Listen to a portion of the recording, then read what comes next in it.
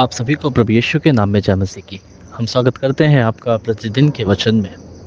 और आज का वचन जो हमारे लिए लिया गया है वो पहला तीमुथियुस की पुस्तक 5 अध्याय उसके 18 वचन से है, जहाँ पर इस प्रकार से लिखा हुआ है, क्योंकि पवित्र शास्त्र कहता है कि दावने वाले बैल का मुंह ना बांधना, क्योंकि मजदूर अपनी मजदूरी का हकदार है। हालेलुया। मेरे प्रियो, परमेश्वर का वचन यहाँ पर पौलुस लिखता है तीमुथियुस को और बताता है, हे तीमुथियुस, जो तुम्हारे कलीसिया में और या फिर जो तुम्हारे आसपास परमेश्वर के वचन को सुनाने, प्रचार करने का काम करते हैं, वे दुगने आदर के योग्य हैं। हालेलुया। मेरे प्रिय, जब आप इसकी पहली उसके ऊपर वाली आयत पढ़ेंगे तो वहाँ पर इस प्रकार से लिखा है, यानी वो कहता है जो लोग परमेश्वर की वचन को लेकर खड़े रहते हैं, जो लोग परमेश्वर के गवाह ठहरे रहते हैं, वो जो लोग हैं वो दो गुने आदर के योग्य हैं। मेरे प्रियो, परमेश्वर का वचन उसे दो गुने आदर के योग्य बताता है। क्यों मेरे प्रियो? वो कहता है कि जो बैल है, जो दावने वाला बैल है, जो अभी खेत में काम करने के लिए तैयार जो बैल है, उसको मत बांधना, क्योंकि अगर तू उसे बांध देगा तो जो मजदूर उस बैल का इस्तेमाल कर कर अपनी मजदूरी को पाता है वो नहीं पा पाएगा।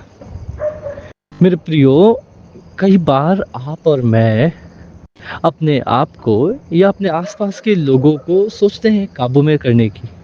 हम सोचते हैं कि हाँ, हम अपने आप को काबू में रखें, परंतु नहीं मेरे प्रियो, परमेश्वर ने आपको आज़ाद किया है हर एक गुलामी से। इसलिए नहीं कि ताकि आप किसी और के काबू में आए, ताकि आप अपने काबू में आए, ताकि आप फ़ोन के काबू में आए।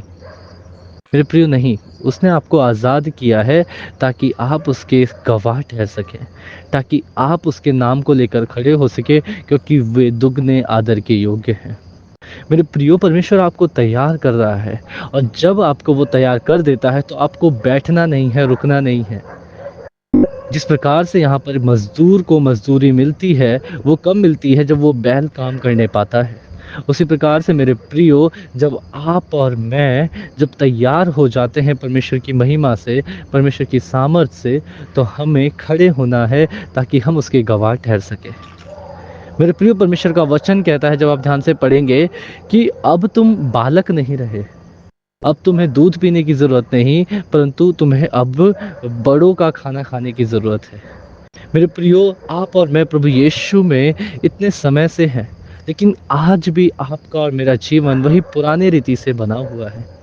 लेकिन मेरे प्रियो, हमें अपने जीवन को बदलने की ज़रूरत है, ताकि आप और मैं परमेश्वर की महिमा करें, परमेश्वर की योजना में उसके तहत आगे बढ़ते रहें। क्योंकि परमेश्वर चाहता है कि आप और मैं वो क्योंकि जिस प्रकार से वचन कहता है कि खेती तो बहुत है, सब कुछ पक चुका है, पर मज़दूर थोड़े हैं। और वो आपको और मुझे तैयार कर रहा है ताकि आप और मैं लोगों की आत्माएँ बचाने पाएँ, ताकि आप और मैं लोगों को लेकर परमेश्वर के पास जाने पाएँ, ताकि आप और मैं परमेश्वर का जो प्रेम है वो लोगों तक पहुँचाने पाएँ। क्यों मेरे प्रियो? क्योंकि वह आपको और मुझे तैयार करता है। उसने आपको और मुझे उद्धार दिया है। उसने आपको और मुझे अपने प्रेम से भरा है।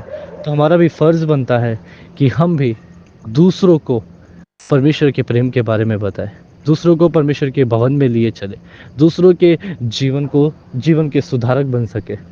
मेरे प्रियो, तो क्यों ना हम भी, जो परमेश्वर हमें तैयार करता है, तो हम आगे बढ़कर परमेश्वर की आराधना करें, उसके गवाह ठहरने पाए। हालेलुया। आइए हम प्रार्थना करें। धन्यवाद प्रभु यीशु, धन्यवाद करते हैं सुंदर समय के लिए प्रभु, जो आपने हमारे जीवन में दिया। राजाओं का राजा, प्रभु का प्रभु, सर्वशक्तिमान है। जो लोग इस वचन को सुनते, पढ़ते, मनन करते, उन्हें आशीषित कर प्रभु यीशु।